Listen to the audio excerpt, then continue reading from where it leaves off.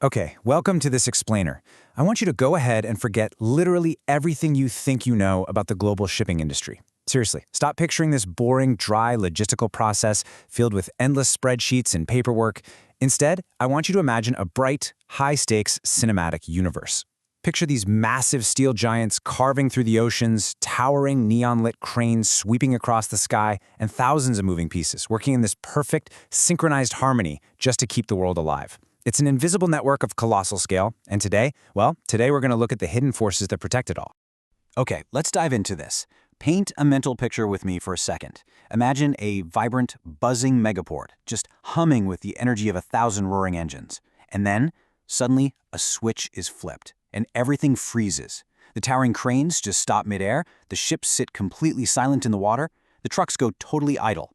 So what happens when $1 million cargo just stops moving? The financial shockwaves are immediate and they are catastrophic. We aren't just talking about a late delivery here, we're talking about massive financial exposure that could literally bankrupt companies overnight. And that brings us to the central conflict of our story, liability. It's basically the invisible storm cloud hanging over every single ship, port, and container out there. Simply put, liability is the legal responsibility for one's acts or omissions. If a person or an entity fails to meet these responsibilities, they are laid wide open to massive lawsuits for damages or strict court orders to perform. This is the ever-present risk that can bring the entire global network crashing down.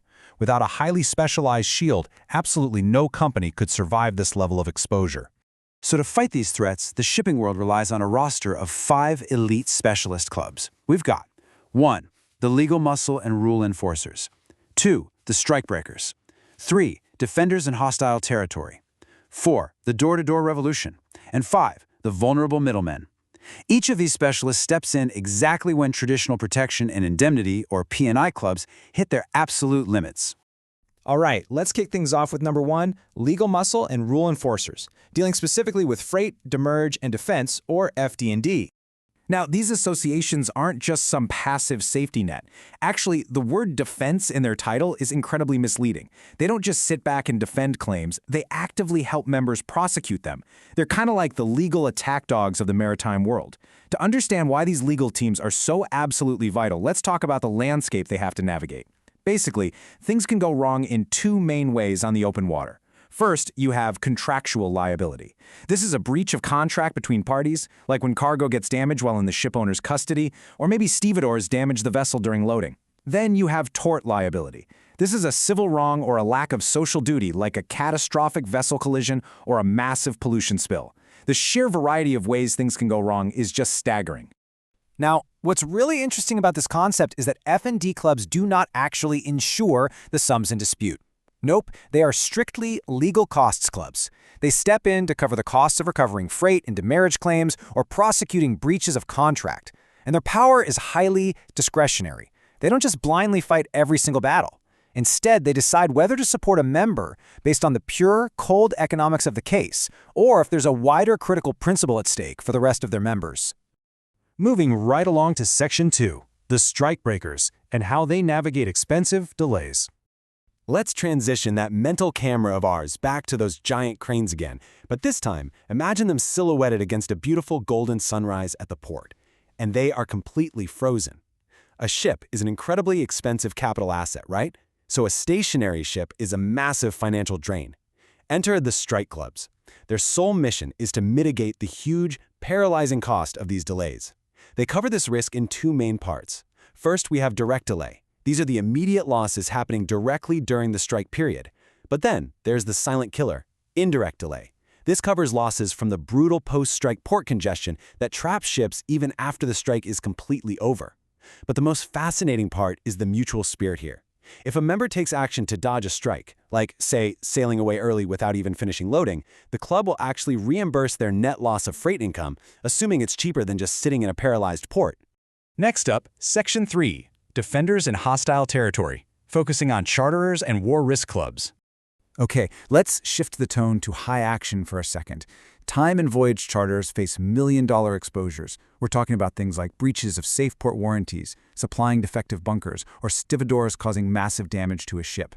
Standard hull and machinery insurers and regular P&I clubs entirely exclude war risks. So think about this historical timeline starting in 1980. The Iran-Iraq war breaks out. Literally days later, merchant ships are trapped and detained in a highly volatile conflict zone. Who steps in? Months later, the war risks clubs do.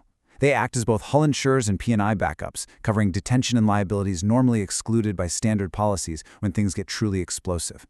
Accelerating into the modern era, we reach Section 4, the door-to-door revolution and the rise of through transport, or TT clubs. The last 2 decades of shipping have been a total revolution, completely driven by containerization and the Multimodal Transportation of Goods Act. The concept of door-to-door delivery meant cargo wasn't just sitting on a ship anymore. It was moving across land, sea, and rail in one continuous, unstoppable flow. Think of this multimodal relay as a high-speed race across continents. Let's trace the steps. Step 1. It starts with short-haul trucking, moving goods from the loading area to the first transshipment point. Step 2. It hits the rolling road, carrying entire loaded trucks right onto low-floor trains. Step 3 is roll-on roll-off, or RO-RO, driving freight vehicles directly onto massive ocean-faring ships. And finally, Step 4, seamless final delivery at the destination point. That standardized container never unpacks. It just never stops moving.